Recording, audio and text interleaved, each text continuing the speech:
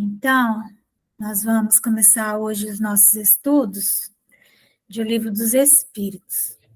Mas antes, eu vou ler o Evangelho para preparar o nosso ambiente e fazer oração também.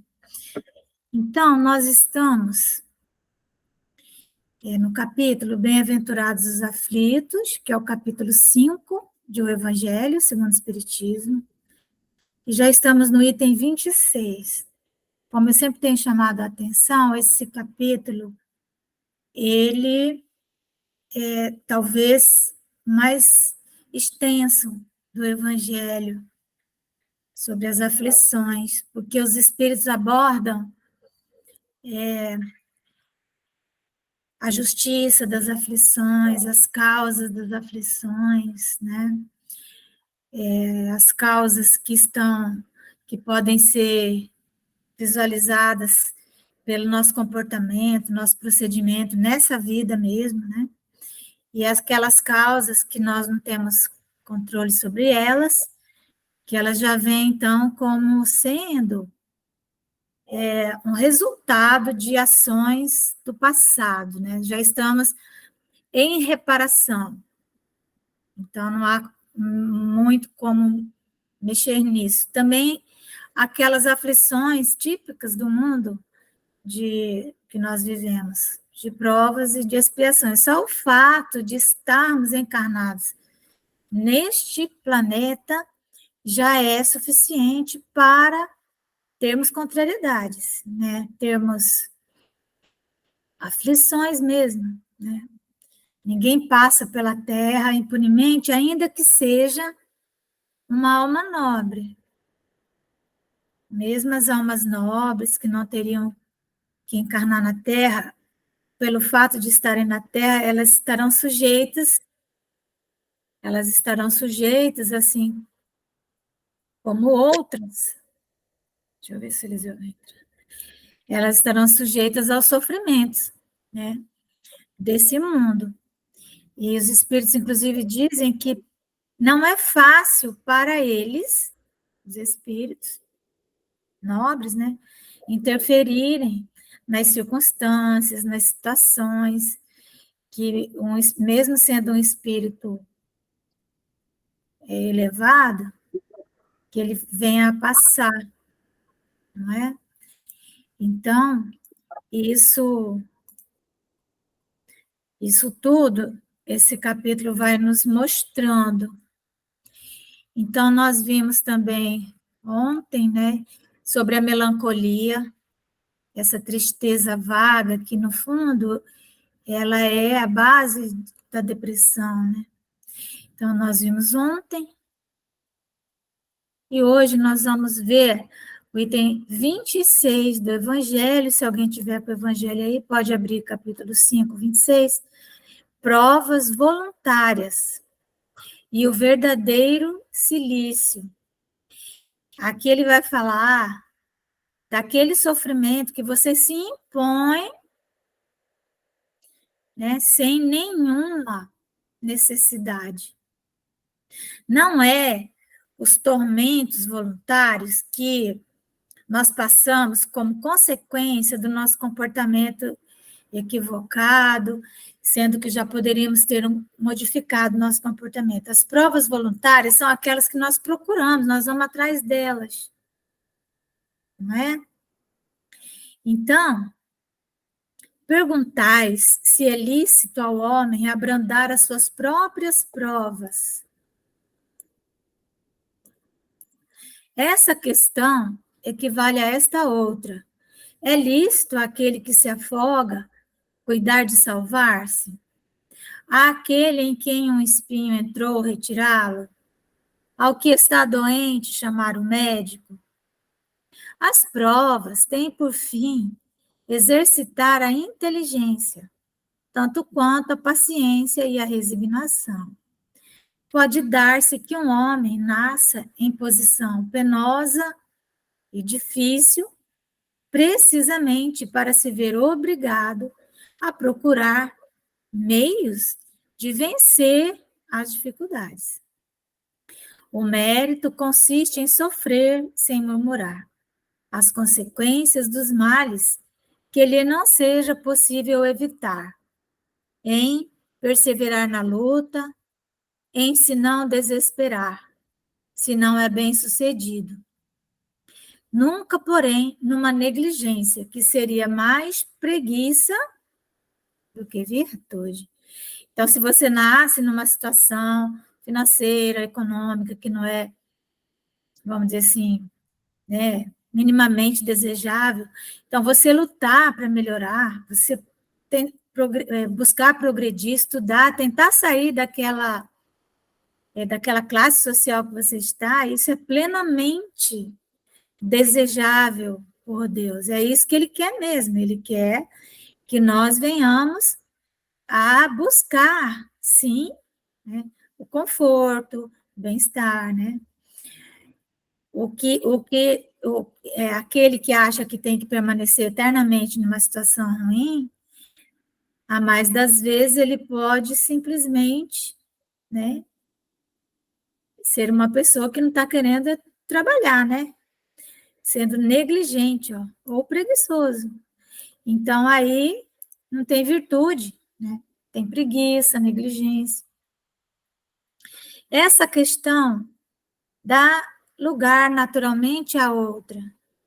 Pois, se Jesus disse, bem-aventurados os aflitos, haverá mérito em procurar alguém, aflições que lhe agravem as provas, por meio de sofrimentos voluntários. Então, aqui são aqueles cilícios, assim, cilício, a pessoa que agride o próprio corpo, que faz aqueles jejuns que leva ela à inanição, né? Então, isso aí não é agradável a Deus. Tem casos, né, na Igreja Católica, às vezes religiosa, teve uma religiosa que quando ela morreu, eles foram preparar o corpo, viram que ela usou a vida inteira uma espécie de uma cordinha, né, cheia de nozinhos amarrada na cintura dela, e aquilo fazia feridas.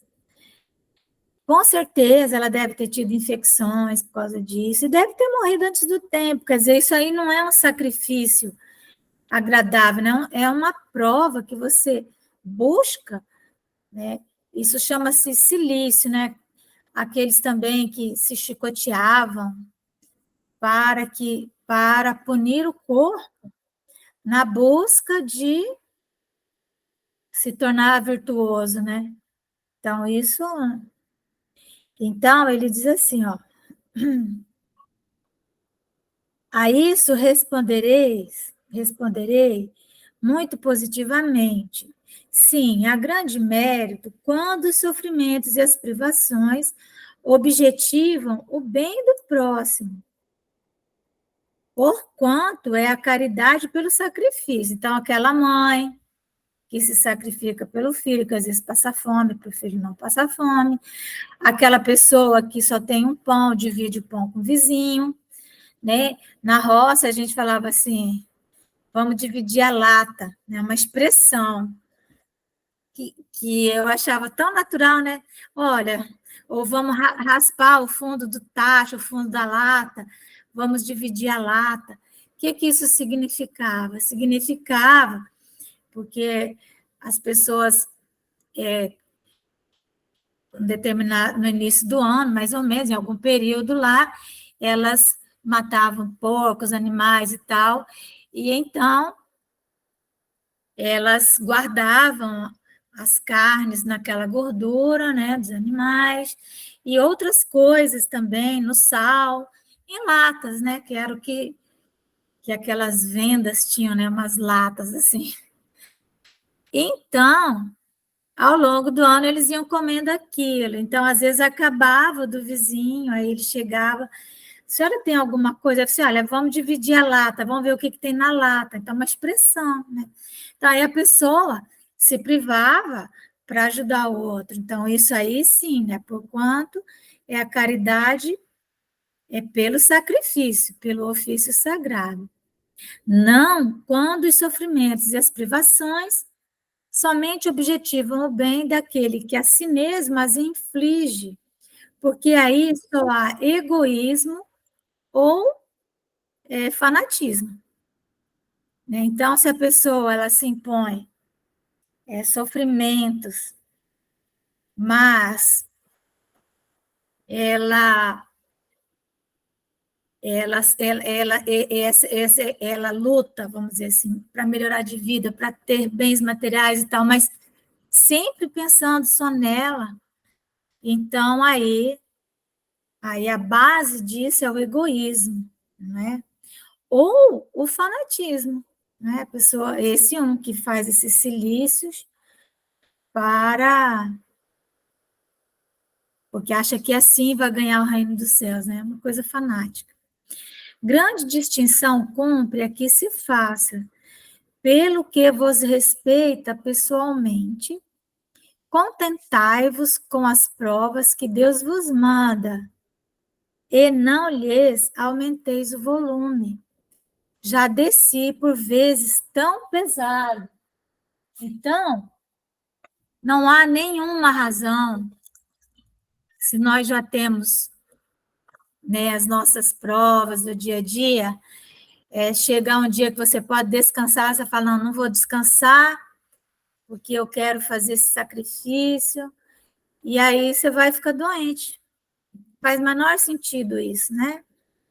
Então, já tem aquela prova, Jesus fala assim, a cada dia basta o seu mal. Então, basta o problema do dia. Então, ele diz aqui, contentai-vos com as provas que Deus vos manda, e não lhes aumenteis o volume. Já desci por vezes tão pesado. Ontem mesmo, eu falando com uma jovem que estava confusa, né, sobre o trabalho dela, e ela era um trabalho que ela não se estava sentindo bem, ela estava, enfim, né, ela estava sentindo que ela poderia em algum momento perder até a calma e tal, e ela não precisava tanto daquele emprego. Ela precisava, sim, para ter uma renda super extra, mas ela poderia, sim, ficar um tempo, sair daquele ambiente que estava sendo tão tóxico para ela e, né, até ela ver coisa melhor. E ela falou, será que eu não estou sendo, que não está errado, que Deus me deu isso aqui para eu aguentar? Eu falei, olha, se você tem chance de tirar o espinho do seu dedo, tira, porque Deus vai falar assim, você ficou lá porque você quis. Então, por exemplo, você fica ali se martirizando, se torturando, só para ganhar um tanto a mais, para ter um certo prestígio, coisa que não era necessário para você. Não era necessário. Quando é necessário é diferente, você engole sapo, mas se não é, por que, né, que você vai se submeter? Então, procurar, às vezes, ganhar menos, mas ter um pouco de conforto, perfeitamente racional e razoável, né? Então, as nossas provas, quando nós não podemos evitá-las, porque se puder tem que evitar, também no Livro dos Espíritos está assim, né? As pessoas desagradáveis que aparecem na nossa vida, e às vezes a pessoa fala assim, não, ela é um karma, tem que aguentar. Deus não exige isso de ninguém, né? Esses karmas, eles não foram confirmados por ninguém. Então, se uma pessoa, está escrito lá no Livro dos Espíritos, que nós podemos nos distanciar das pessoas desagradáveis. Às vezes não é possível, às vezes ela está ali e não tem como. Então, aí é diferente, né? Mas, às vezes, nós estamos presos num ambiente por questões que nós poderíamos mudar aquilo, modificar, às vezes, o nosso nível de exigência, né, social, Mas, então, tem muitos sofrimentos que a pessoa vai aceitando porque não tem força para dizer um basta, para botar um ponto final, né? Para dizer um não. Aí tem que procurar ajuda. E não achar que o Espiritismo fala que eu tenho que aguentar porque isso, que aquilo. Não. Igual essa pessoa, né? Ela poderia perder a calma no momento, assim, e aí ela iria sair do emprego do mesmo jeito e iria sair numa situação muito ruim. Então, sai agora. Aí lá na frente a circunstância muda, aí volta. Né? Então, é assim, né? Agora, quando não dá para evitar, é aceitá-la sem queixume, com fé. Eis tudo o que de vós exige. Exige ele, né? Exige Deus. Não enfraqueçais o vosso corpo com privações inúteis. Então, aqueles jejum. O pessoal já faz uma dieta, hoje nem vale mais muito fazer jejum, porque tem tanta dieta, a mulherada já sofre tanto, né, com dieta, mas aquele jejum, né, que te privava. Eu assisti recentemente um filme, acho que é O Milagre, de uma criança que é submetida a uma privação, uma coisa. É belíssimo o filme, compensa assistir. Milagre. E então fala sobre isso, quer dizer, uma visão totalmente equivocada da religião, né? A visão do inferno que nós vamos tendo, e que se você macerar o corpo, você vai iluminar a alma. Claro que não. Então, privações inúteis e macerações sem objetivo, pois que necessitais de todas as vossas forças para cumprirdes a vossa missão de trabalhar na terra. Torturar e martirizar voluntariamente o vosso corpo é contravir a lei de Deus, que vos dá meios de sustentar e fortalecer. Enfraquecê-lo sem necessidade, às vezes por vaidade, não é? Aquelas dietas malucas, né? É um verdadeiro suicídio, não é? Usai, mas não abuseis, tal a lei. O abuso das melhores coisas tem a sua punição nas inevitáveis consequências que acarreta. Muito diverso é o que ocorre quando o homem impõe a si próprio sofrimentos para o alívio do seu próximo. Se suportardes o frio e a fome para aquecer e alimentar alguém que precise ser aquecido e alimentado, e se o vosso corpo disso se ressente, fazeis um sacrifício que Deus abençoa. Vós que deixais os vossos aposentos perfumados, para irdes à mansarda infecta levar a consolação, vós que sujais as mãos delicadas, pensando chagas, né, passando, curando, vós que vos privais do sono, para velar a cabeceira de um doente que é apenas vosso irmão em Deus. Vós, enfim, que despendeis a vossa saúde na prática das boas obras, tende em tudo isso o vosso cilício, verdadeiro e abençoado cilício, visto que os gozos do mundo não vos secaram o coração, que não adormecestes no seio das volúpias enervantes da riqueza. Antes vos constituístes anjos consoladores dos pobres deserdados. Vós, porém, que vos retirais do mundo para lhe evitar as seduções e viver no isolamento, então aquela pessoa que se isola voluntariamente para não ser tentado, para não sofrer a influência do pecado, né? Que utilidade tendes na terra? Onde a vossa coragem nas provações, uma vez que fugis à luta e desertais do combate? Se quereis um cilício, aplicai-o às vossas almas e não aos vossos corpos. Mortificai o vosso espírito e não a vossa carne.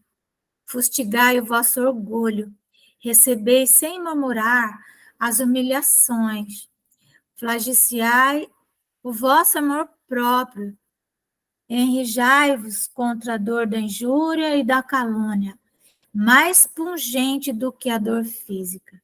Aí tendes o verdadeiro cilício, cujas feridas vos serão contadas, porque atestarão a vossa coragem e a vossa submissão à vontade de Deus. Então, esse é o verdadeiro cilício, né? O verdadeiro sacrifício que nós vamos fazer. Então, é esse. Tem um irmão meu que a gente era muito jovem e a gente era muito pobre. Aí a minha mãe, lá naquele frio do Paraná, ela comprou uma blusinha de flanela para cada um de nós. Flanela é um tecido bem fininho. Cada um ganhou uma. E aí ele recém tinha ganhado, ele estava passando em frente de uma farmácia, lá em Alto Paraná, cidadezinha. E aí tinha uma família, assim, e estavam todos com muito frio. Aí ele tirou a blusa dele e vestiu uma das crianças que estava ali com frio, né? E ele ficou sem blusa. E aí chegou em casa e falou, né? E eu estava com ele, eu testemunhei isso. Aí a minha mãe falou assim: bom, eu não tenho dinheiro para comprar outra blusa, você vai ficar o inverno inteiro passando frio. E ele ficou, né? Então, isso com certeza está anotado lá para ele, né? Porque foi realmente naquele momento, assim, ele fez a diferença ali, né? Então, foi um sacrifício agradável e que não é fácil de ser feito. É muito difícil. Nós damos o nosso supérfluo e ainda mesmo, se a gente não tiver cuidado, eu sempre digo assim, se você vai arrumar seu guarda-roupa e vai tirar X roupa para doar, né? Você tem que ir colocando ali, já colocando logo no saco, seja no que for, para você não voltar e ver novamente aquela roupa. Porque se você coloca tudo em cima da cama, sai, vai fazer não sei o quê. Quando você volta, você já é outra pessoa. E você vai olhar, aí você vai falar assim, ah, não, mas essa blusa aqui ainda dá para usar. Ah, não, mas aquilo ali. Quando você vê, daquilo que você ia doar, no mínimo 30% você já não doa, você tira. Quem nunca, né? Então, como diz o Emmanuel, na dúvida entre fazer ou não fazer o bem, faça o bem. Então, você já tirou aqui esse tanto de roupa? Você acha, primeiro momento, você achou que podia doar? Doa rápido, né? Para você não. É aquela história, né? Não saiba a vossa mão esquerda, né? O que vai fazer a direita. A mão esquerda, ela significa nossa sombra, né? Aquele nosso lado que fala assim, ah, não, faz não. Então, aí, a pessoa pensa, ah, eu acho que eu vou mandar um WhatsApp para fulano, dizendo assim, oi, fiquei com saudade, como que você está? Aí, isso é a mão direita. Aí, a mão esquerda fala assim, não, depois. E basta você adiar para você não fazer, né? Então, é isso, gente. Tá bom? Ficar prestando atenção, ficarmos atentos. Então, oi, Malvina. Tudo bem, meu? Oi, Márcia. Você faz a nossa oração, Malvina? Faço. Então, nós vamos ouvir a oração. Pensou que eu não ia entrar, né? Pois é, mas depois eu ouvi você. Então, faz oração aí para nós, Malvina. Tá bom.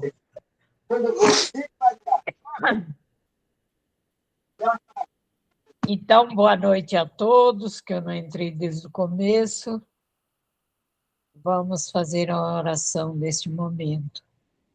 Querido Jesus, te agradeço pelo dia de hoje, por tudo que nos destes, a nossa família, a nossa casa, as nossas amizades, os nossos companheiros de estudo. Que a tua paz, Jesus, a tua luz, seja conosco neste momento de aprendizado. Te peço, Senhor, por todos aqueles que estão em sofrimento neste momento, que seja amparado por Ti, que seja, Jesus, cuidado pelo Teu amor e pela Tua luz. Peço a Ti, Senhor, pelos nossos irmãos que estão em guerra, que eles reflitam e parem com essa guerra sangrenta, onde tem crianças, velhos, todas as idades morrendo, estão nos hospitais, muito difícil para todos. Reflitam, por favor, e acabem com essa guerra. Também peço, Senhor, pelos nossos irmãos que estão sem casa, pelas enchentes, pelos furacões que estão dando no nosso Brasil. Tem muitas pessoas desabrigadas, que o governo, as pessoas que estão próximos, possa colaborar com todos eles para ajudar que todos tenham um pouquinho, pelo menos. Jesus, agradeço a Ti por tudo que nos dá todos os dias, pelos livramentos, pela compreensão, pelo aprendizado que estamos tendo todos os dias de nossa vida, para ver se melhoramos um pouco mais, ser mais irmãos dos nossos irmãos. Jesus, obrigada por tudo.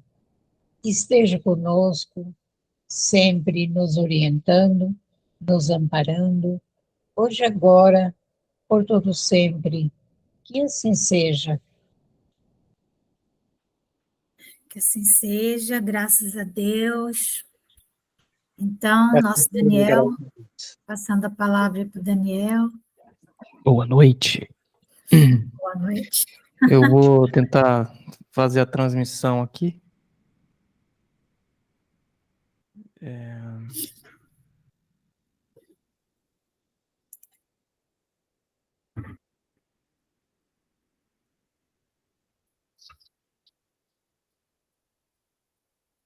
Tá conseguindo ver minha tela?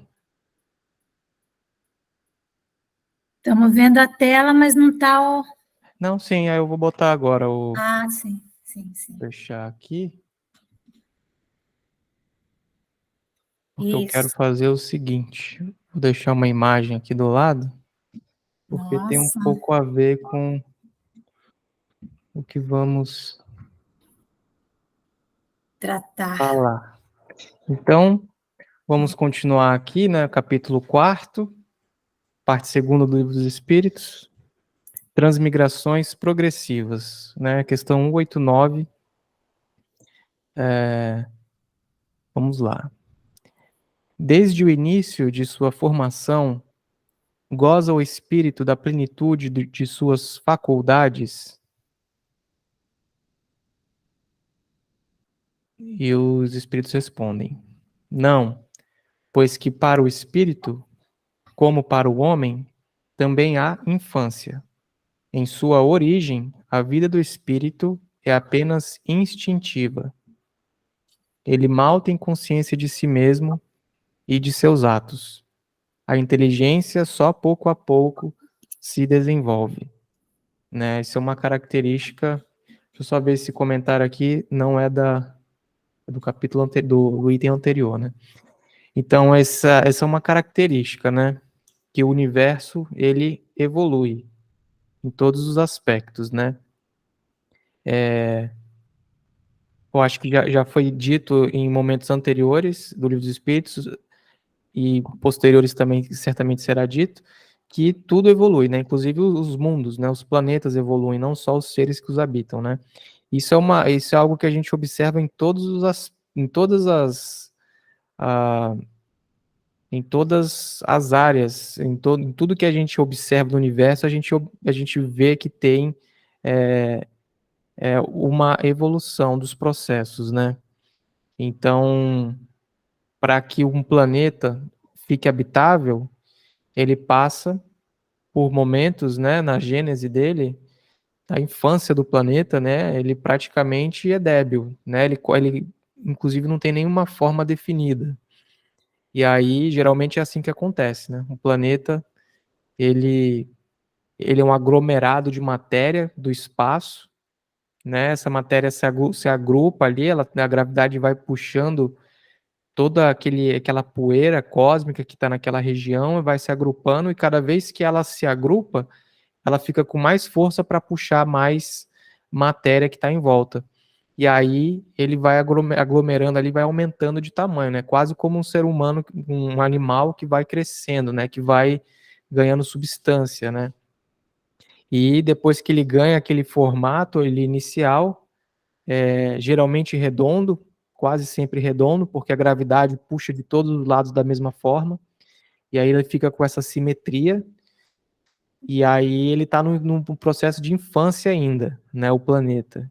Então, geralmente ainda é muito quente, as temperaturas são elevadíssimas, não tem, enfim, não tem as características que a gente considera importante para a vida ainda, porque o próprio planeta está na infância, né? E aí, com o passar do tempo, as coisas vão se esfriando, reações químicas, bioquímicas vão acontecendo, e aí a gente já sabe o final da história, né? Então, o espírito passa pela sua infância, né? Então, ele não tem todas as capacidades assim que ele é criado, né? Então, Kardec faz essas perguntas mais na minha opinião, mais para ver o que os espíritos falam, né? Mais para ver o que os espíritos têm para falar sobre esses tópicos, né? Porque isso é algo que a gente já conseguiria saber pela própria intuição nossa, né? Questão 190.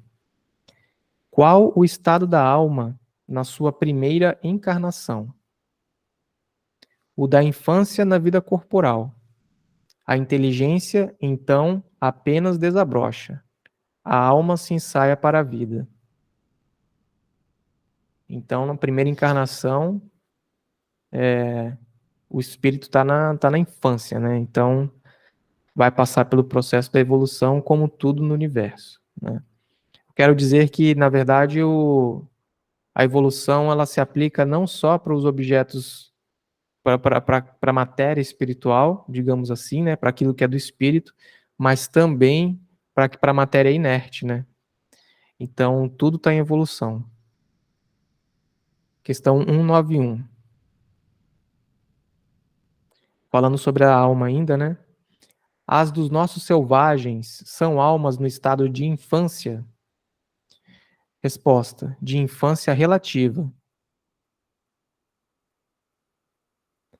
pois já são almas desenvolvidas, visto que já nutrem paixões. Item A. Então, as paixões são um sinal de desenvolvimento? De desenvolvimento, sim. De perfeição, porém, não. São sinal de atividade da consciência do eu, porquanto na alma primitiva a inteligência e a vida se acham no estado de germe. Então, a partir do momento que o espírito passa a ter paixões, ele sai puramente do instinto, isso já é um sinal de desenvolvimento, já é um sinal de progresso. Mas um progresso relativo, né? Significa apenas que o espírito já saiu ali do início completo, né? Ele já está iniciando o meio, mais ou menos indo para o meio da trajetória dele, né? Então, a existência das paixões para o espírito já marca isso, né? Aí tem um comentário de Kardec aqui. A vida do espírito, em seu conjunto, apresenta as mesmas fases que observamos na vida corporal. Ele passa gradualmente do estado de embrião ao de infância, para chegar, percorrendo sucessivos períodos, ao de adulto, que é o da perfeição. Com a diferença de que para o espírito não há declínio, nem decrepitude, como na vida corporal. Que a sua vida, que teve começo, não terá fim. Que imenso tempo lhe é necessário, do nosso ponto de vista, para passar da infância espírita ao completo desenvolvimento. E que o seu progresso se realiza não no único mundo, mas vivendo ele em mundos diversos. A vida do espírito, pois, se compõe de uma série de existências corpóreas, cada uma das quais representa para ele uma ocasião de progredir, do mesmo modo que cada existência corporal se compõe de uma série de dias, em cada um dos quais o homem obtém um acréscimo de experiência e de instrução. Mas, assim como a vida, na vida do homem, há dias que nenhum fruto produzem. Na do espírito, há existências corporais de que ele nenhum resultado colhe, porque não as soube aproveitar. Então, uma analogia que ele faz, né, o processo de evolução do espírito, como se fosse a vida uma encarnação, né? No sentido de que há várias etapas, né? E assim como nós, por vezes, né, temos dias aí, ou períodos da nossa vida que a gente está absolutamente improdutivo, por qualquer questão, por motivos pessoais e tal, a gente não produz nada, a gente não progride, a gente, né, o espírito, isso pode acontecer com o espírito também, né, numa visão mais ampla, né, porque pode ser que um espírito em determinada existência, ele não tenha progresso nenhum, ele fique estagnado, né, por decisões dele, enfim, por contextos e tal, mas Deus nunca imporia uma encarnação que não haveria progresso, né? Então, toda vez que um espírito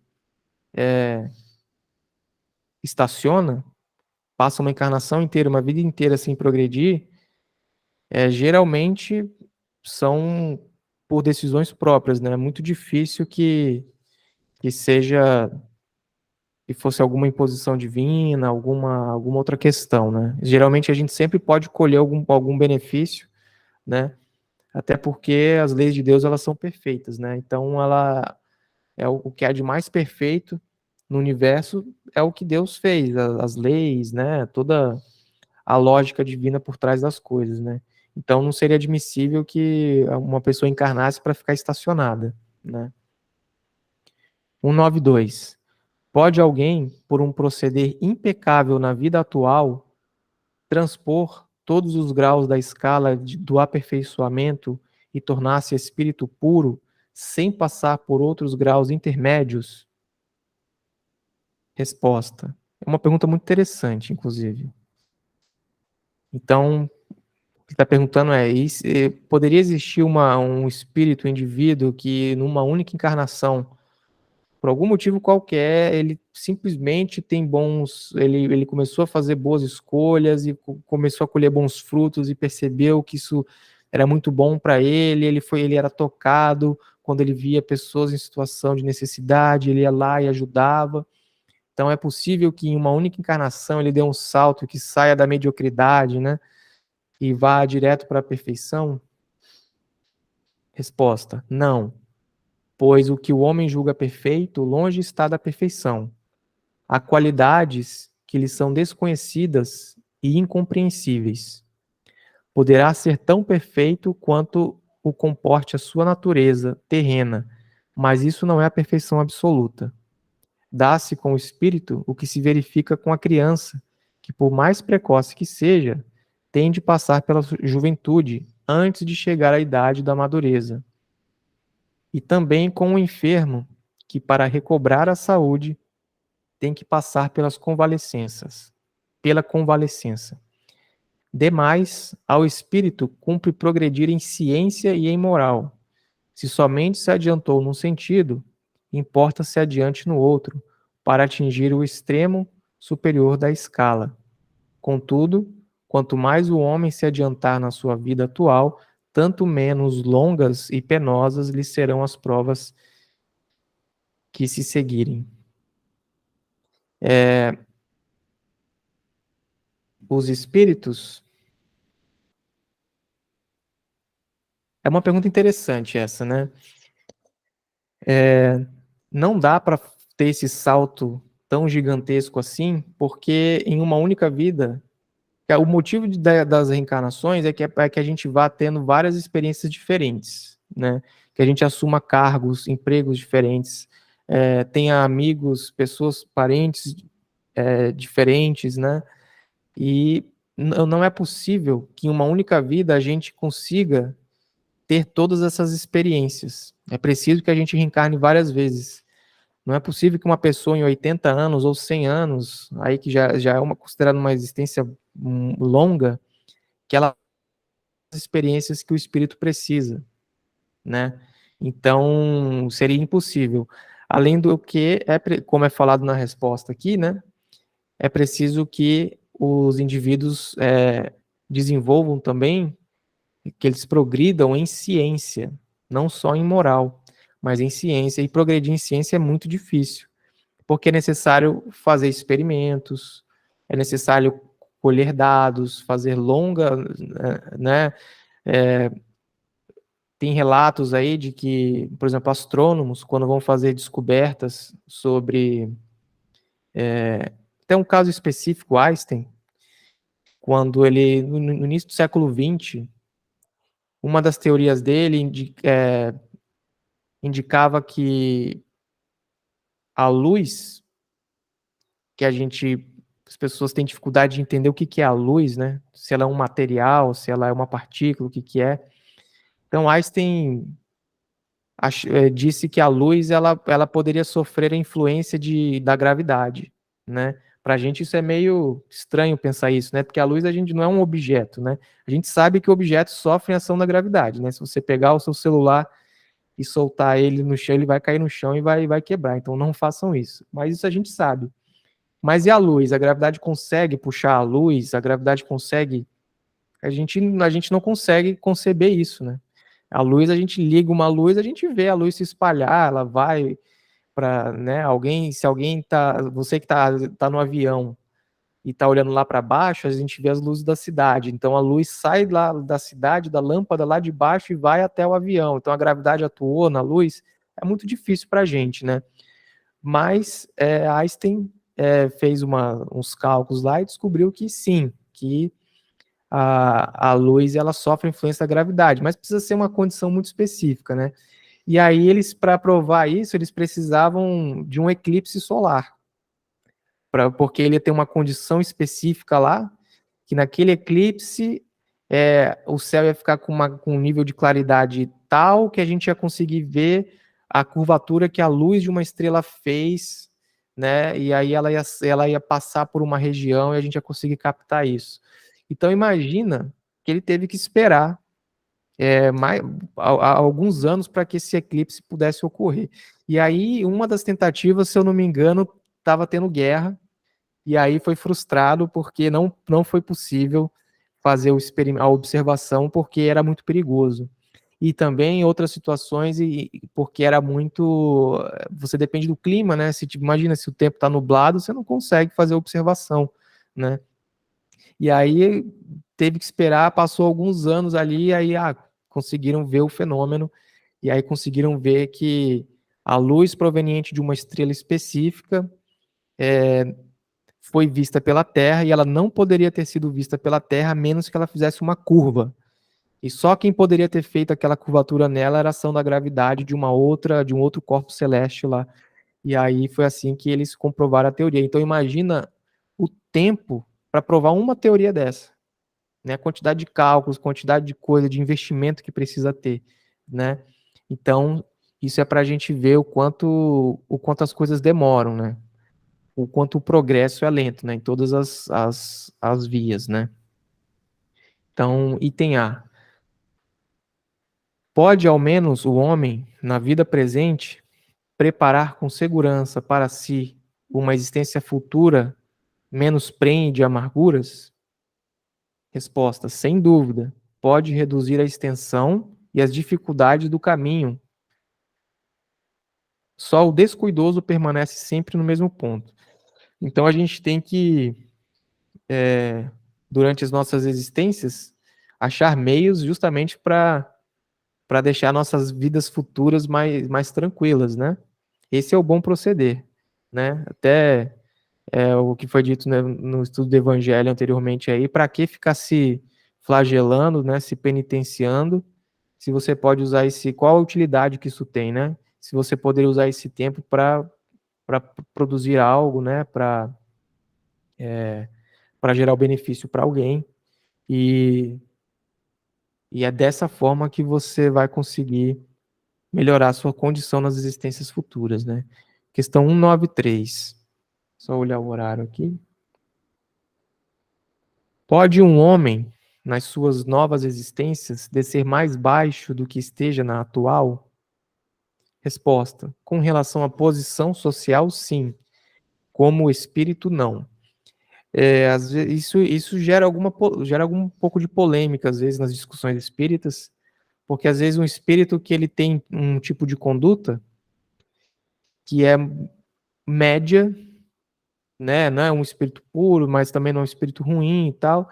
Ele vai vivendo e às vezes em determinada existência ele comete uma atrocidade. Aí você pensa, pô, claramente aqui ele destoou do histórico dele e ele parece ter se rebaixado, né? Ele cometeu atos que ele não parecia não ter cometido em outras existências, então parece que ele regrediu. Mas não é bem assim, é porque em muitas vezes ele simplesmente não teve a oportunidade. Ele não passou por uma experiência que estimulasse ele a cometer aquilo, né? Então é por isso que a gente precisa viver várias vidas, para a gente poder ter contato com inúmeras pessoas diferentes, inúmeras situações diferentes, e aí a gente analisa como que a gente lida com a situação, né? O espírito puro é aquele que lida muito bem com a situação em qualquer situação, né? Então, às vezes a gente vê pessoas que estão com um nível de estresse baixo, estão sempre de bem com a vida, mas elas não estão sendo postas a estresse. Nasceram em famílias com boa condição social, já tem um prestígio próprio do nome da família, é, não passa por o estresse que a maioria das pessoas passam, né? E aí isso mascara um pouco a realidade, né? Então é por isso que é importante o autoconhecimento, né? É importante a autoanálise, você buscar, você ver, tentar enxergar quais são as suas fraquezas, as suas virtudes, para ver se isso está coerente com o que você espera de si mesmo, né? E aí, às vezes, uma pessoa dessa reencarna depois, numa situação de escassez, e ela tem um resultado catastrófico, totalmente diferente, né? A pessoa entra em depressão, a pessoa comete suicídio, ou um crime contra outra pessoa, tira a vida de outra pessoa e tal, por algo que você não esperava. Mas é porque ela não tinha passado por experiências assim, né? Ela não tinha sido posta à prova, né? Então, é basicamente isso. Quando a gente acha que um espírito fez algo que destoa muito de outras existências, aí você pensar, ele parece que ele regrediu. Não tem como regredir, é só porque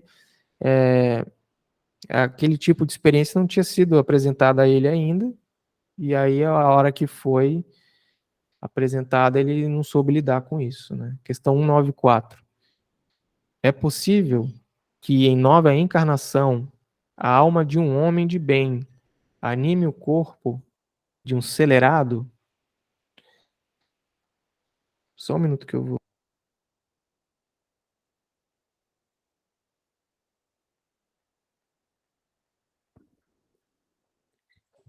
vou. Tive um problema técnico aqui, né? Voltando. Questão 194.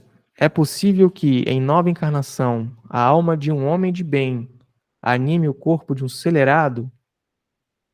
Resposta: não, visto que não pode degenerar. Mais ou menos o que eu falei antes, né? Item A alma de um homem perverso pode tornar-se a de um homem de bem? Sim, se arrependeu. Isso constitui, então, uma recompensa. Esse é o caminho esperado, né?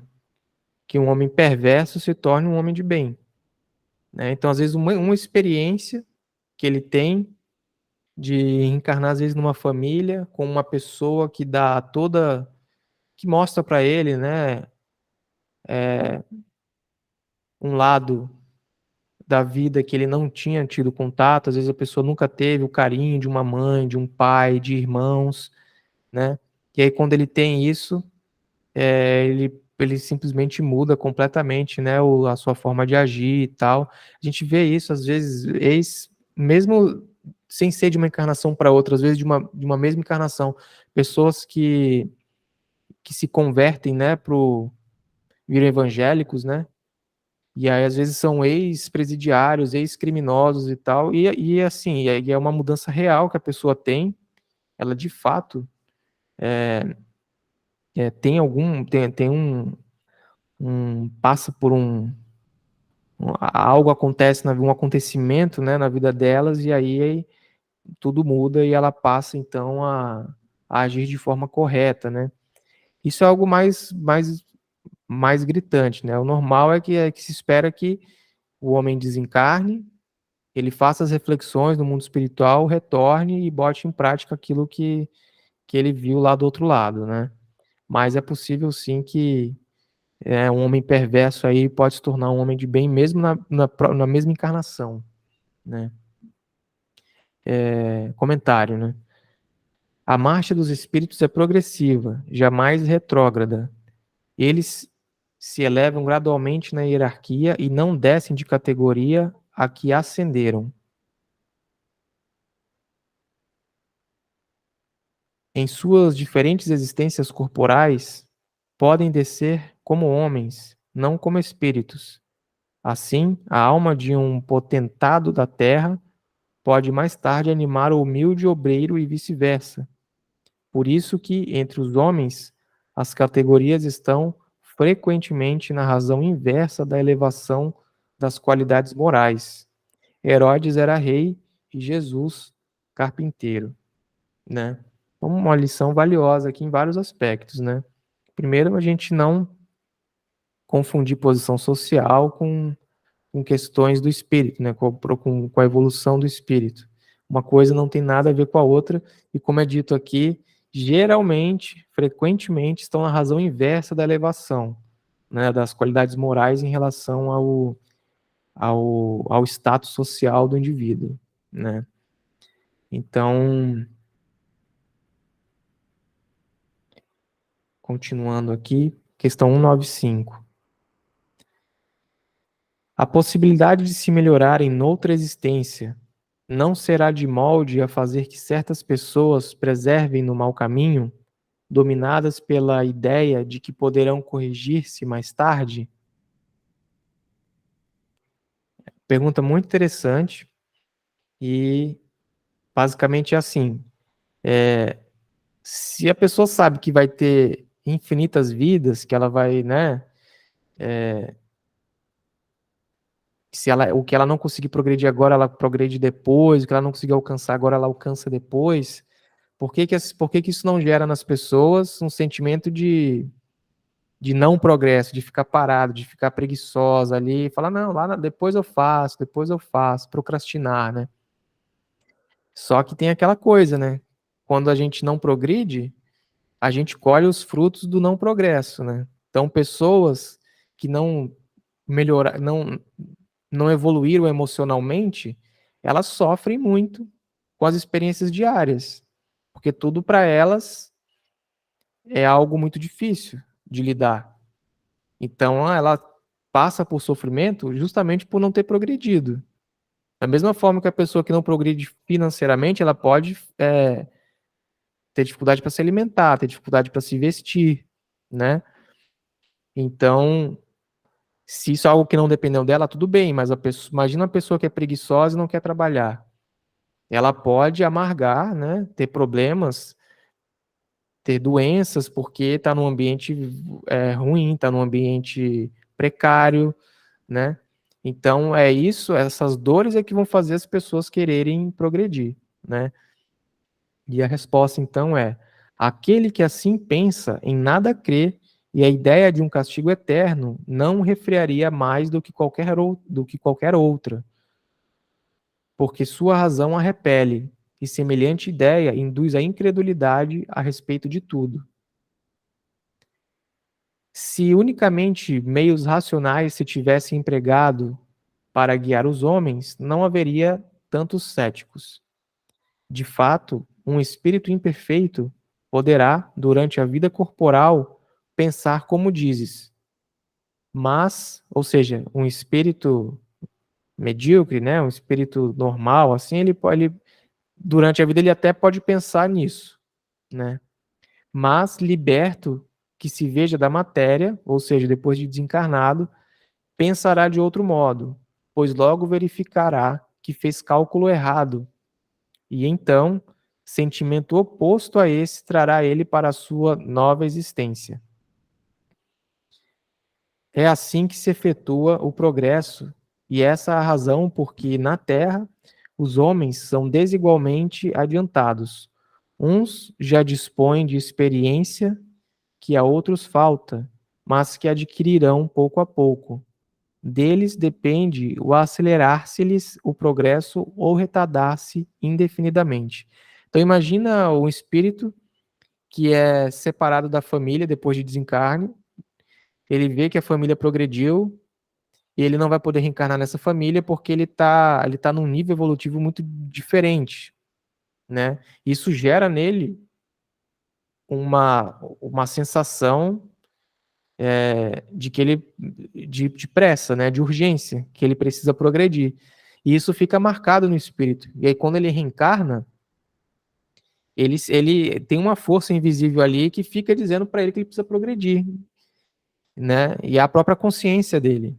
E é isso que faz ele progredir, porque quando ele está desencarnado, ele percebeu o quanto foi prejudicial uma existência indolente, de uma pessoa que não faz nada, de que não trabalha, e trabalho é qualquer atividade útil, não é só trabalho remunerado, trabalho profissional, né? Qualquer atividade útil, né? Então, é isso que faz com que os espíritos progridam, né? Existe uma força invisível ali que vai empurrando as pessoas para o progresso, e geralmente através da dor, né? Então, tem um comentário de Kardec: o homem que ocupa uma posição má deseja trocá-la o mais depressa possível. Aquele que se acha persuadido de que as tribulações da vida terrena são consequência de suas imperfeições, procurará garantir para si uma nova existência menos penosa, e esta ideia o desviará mais depressa da senda do mal do que a do fogo eterno, em que não acredita. Aqui é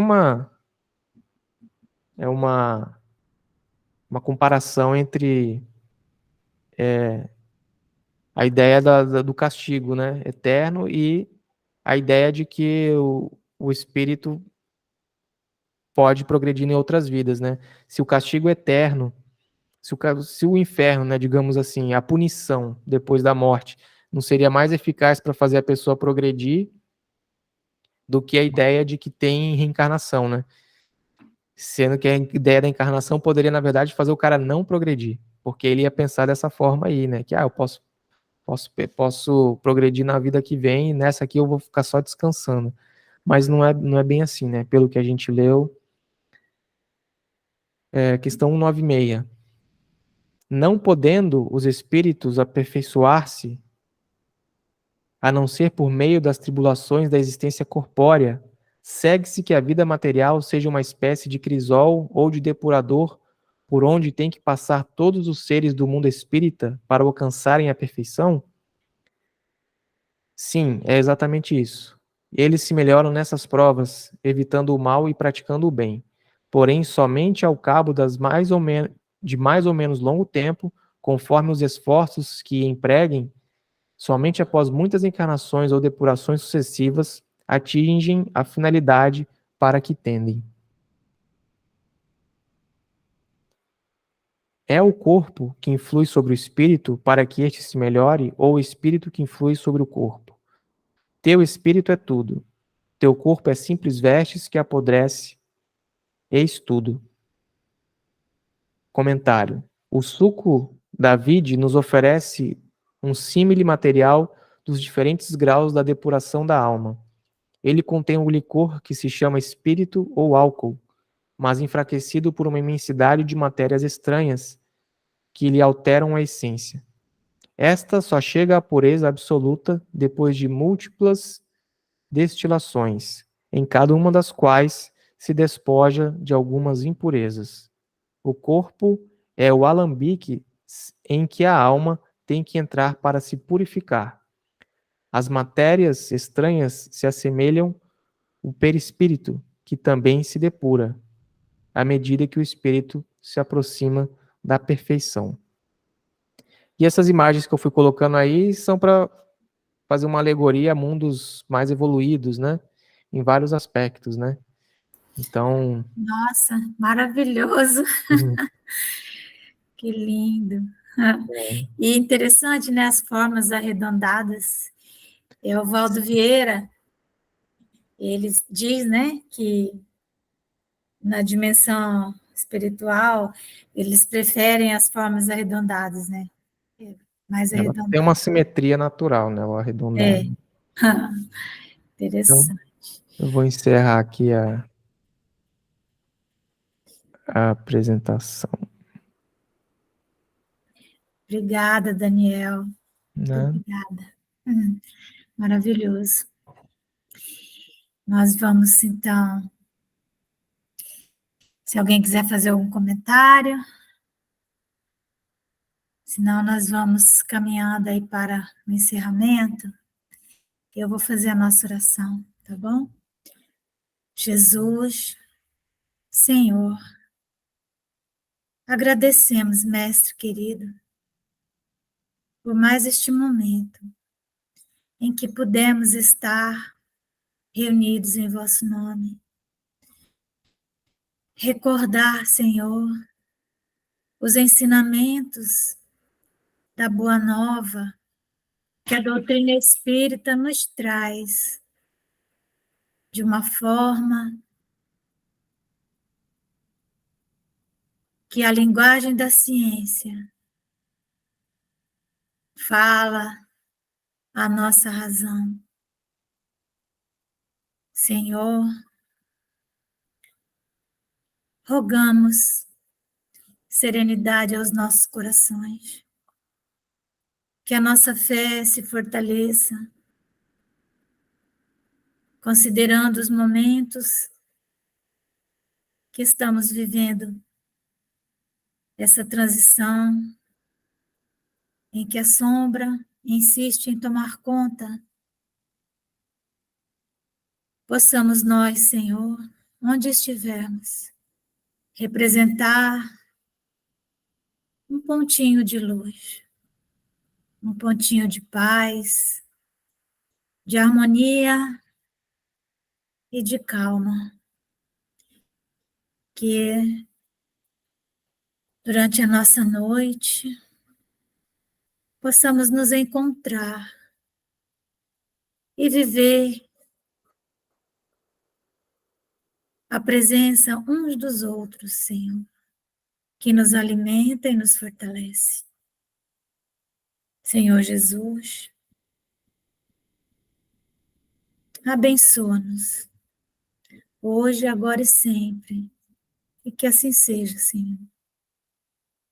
Que assim seja, Senhor. Graças a Deus.